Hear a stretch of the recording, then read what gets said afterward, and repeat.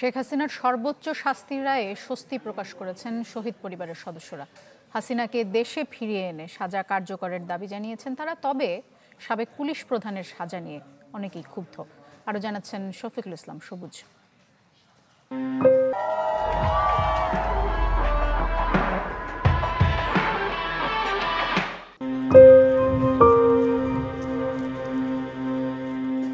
সন্তান হত্যা বিচারের দাবিতে ট্রাইব্যুনাল প্রাঙ্গণে এক বাবা।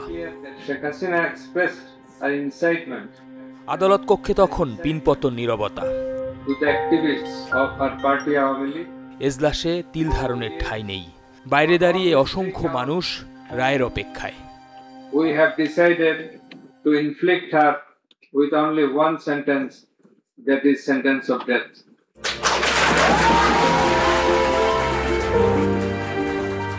যেই মাত্র রায় ঘোষণা হলো, 16 মাসের যে কষ্ট তা যেন কিছুটা হলে উবে গেল সেই মুহূর্তে।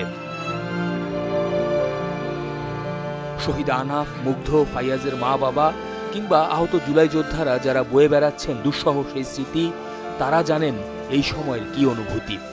বাংলার মাটিতে যেন ওকে ফাঁসি দেওয়া হয়, এই ফাঁসি আমরা শহীদ পরিবার দেখলে আমরা খুশি হব। এই রায় তো কার্যকর না, কারণ এরপর আপিল করতে পারে, কত কিছু আছে। আমরা চাই এই রায় দ্রুত কার্যকর হোক, আমরা যেন এই রায় দেখে যেতে পারি। শাসকের রক্তচক্ষু উপেক্ষা করে জুলাইয়ের উত্তাল সেই সময়ে যারা ছিলেন ছাত্র জনতার সাথে, যারা সাক্ষ্য দিয়েছেন বিচারকালে, তারাও এসেছেন ঐতিহাসিক এই ক্ষণে। দাবি জানান শেখ হাসিনাকে দেশে ফিরিয়ে এনে সাজা কার্যকরের। ওনারা ওনাদের একটি চোখ, কেউ কেউ দুটি চোখ বিলিয়ে দিয়েছেন। আমি আমার ভাইদের জন্য ইনসাফ চাই। যখন এই রায়টার বাস্তবায়ন হবে তখনই আমি খুশি হব, এখন আমি খুশি হতে পারছি না। রায়ের চুলচেরা বিশ্লেষণ এখনো হয়নি, তবে শেখ হাসিনা ও তার স্বরাষ্ট্রমন্ত্রী আসাদুজ্জামান খান কামালের সর্বোচ্চ সাজা হয়েছে, এতেই সন্তুষ্টি।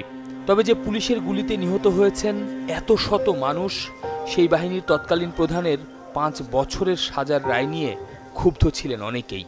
খুনি শেখ হাসিনাকে দেশের মাটিতে এনে এই রায় কার্যকর করাই হচ্ছে আমাদের সকল শহীদ পরিবার, আহত পরিবার এবং জনগণের একটা আশা আকাঙ্ক্ষা। সাবেক আইজিপির যে রায়টা হলো অনলি 5 ইয়ার্স, এটা আমি সাফিসিয়েন্ট মনে করতেছি না। আমাদের শহীদ পরিবার এই বিষয়ে আমাদের ভয়েস থাকবে। জুলাইয়ের আন্দোলনের স্ফুলিঙ্গ ছড়িয়ে পড়েছিল, যার আত্মত্যাগে সেই আবু সাইদের মা বাবা ও স্বজনরা রায় দেখেছেন রংপুরের বাড়িতে বসে। 2.5 ঘন্টারও বেশি সময় ধরে পড়ে শোনানো শেখ হাসিনার মানবতা বিরোধী অপরাধের মামলার বিচার কাজের সমাপ্তি হল 397 দিনে।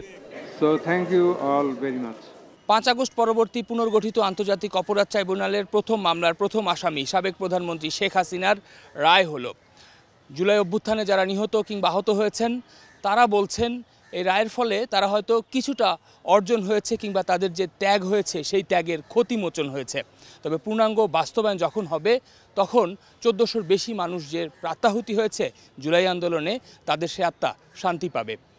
শফিকুল ইসলাম সবুজ, চ্যানেল 24, ঢাকা।